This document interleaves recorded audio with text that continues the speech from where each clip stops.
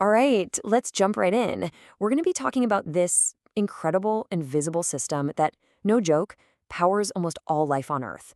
It's this quiet, constant exchange happening all around us, connecting every single plant, every animal, and yeah, every one of us in what is basically a planet-sized breathing system. I mean, really think about that for a second. You take something like 20,000 breaths every single day. Now, multiply that by the nearly 8 billion people on the planet, not to mention all the other animals. So, how come we never just run out of oxygen? Well, the answer is this perfectly balanced global cycle.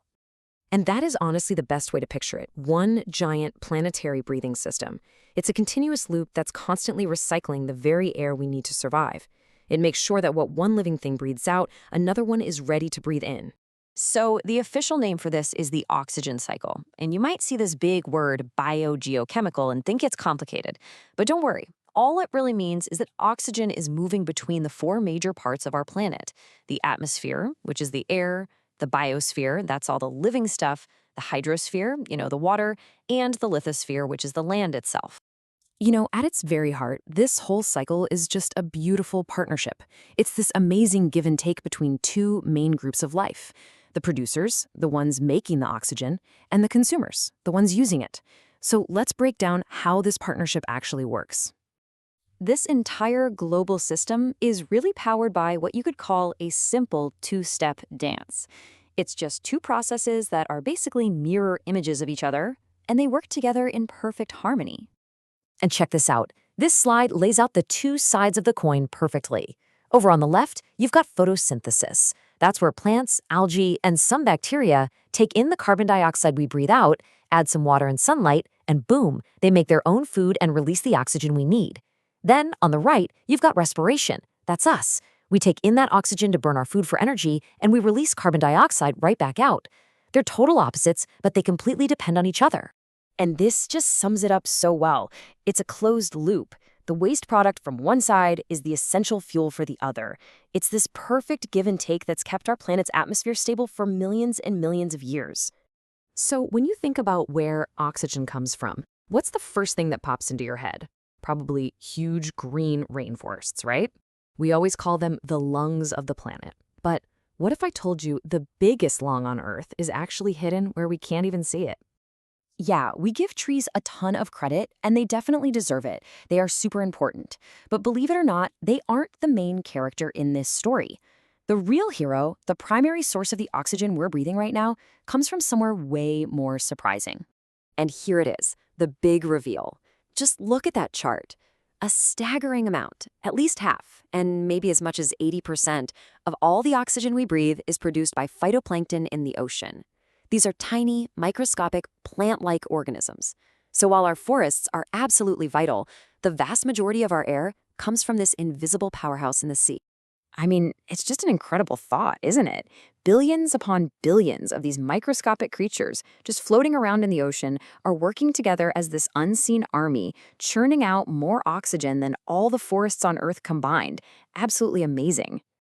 Okay, so we've established that breathing, or respiration, is a huge deal, but it's not the only way oxygen gets used.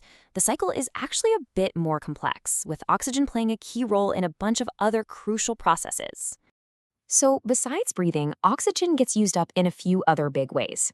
Scientists call these oxygen sinks. They're processes that pull oxygen out of the atmosphere. This includes decomposition, when organic stuff decays and breaks down. There's also combustion, which is just a fancy word for burning, and oxidation. That's the process that makes metal rust. And get ready for another shocker. If I asked you where most of Earth's oxygen is, you'd probably say it's in the air, right? Well, look at this. The air we're breathing right now, the entire atmosphere, holds less than 0.5% of the planet's total oxygen. The overwhelming majority, about 99.5%, is actually locked away inside minerals and rocks in the Earth's crust. It's just wild. For eons, for millions and millions of years, this cycle has kept itself in a state of beautiful balance. But that ancient equilibrium is now facing a massive challenge, and the scales are being tipped in a way we've never seen in human history. To put this into perspective, let's look at a quick history. Life started making oxygen billions of years ago. In fact, so much oxygen was produced that it caused a mass extinction known as the oxygen catastrophe for early life that couldn't handle it. The atmosphere we know today has been pretty stable for a very long time. But then, in what is just a blink of an eye in geologic time, the 1800s hit. The Industrial Revolution kicked off a new era of burning stuff for energy, and that's what's throwing the whole cycle out of whack today. And here's where it all connects to our climate. The carbon-oxygen cycle is basically our planet's thermostat. It regulates gases like CO2 in the atmosphere. These gases act like a natural blanket trapping heat, which is called the greenhouse effect. Now, we need that blanket to stay warm enough to live, but by pumping way too much extra CO2 into the air, we're basically making that blanket thicker and thicker, and it's warming the planet up. And the scale of this is just immense. Every single year, we release more than 35 billion tons of extra carbon dioxide into the atmosphere. Think about that. This is carbon that was locked safely away underground for millions of years as fossil fuels, and we are putting it back into the air way, way faster than nature can ever hope to absorb it. Whew, okay, we've covered a lot of ground, so let's take a moment and boil it all down to 5 key takeaways. The 5 things you really need to remember about this vital cycle. All right, first, it's a perfect loop. One process's waste is another's fuel.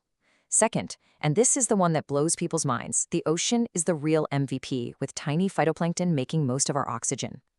Third, oxygen is for more than just breathing. It drives decay and fire, and most of it is actually locked up in rocks. Fourth, and this is super important, the cycle is a planetary thermostat that helps control our climate. And finally, number 5, the big one for us right now, that balance is delicate, and our activities are pushing it to a tipping point. So, at the end of the day, getting a handle on this cycle isn't just a science lesson. It's really about understanding the fundamental health of our planet. It's like learning how to read its vital signs. This incredible natural system has kept life going for eons, adapting and rebalancing through all kinds of crazy events. So the question we're left with is this. As we become this powerful force within the system, what role are we going to choose to play in its future?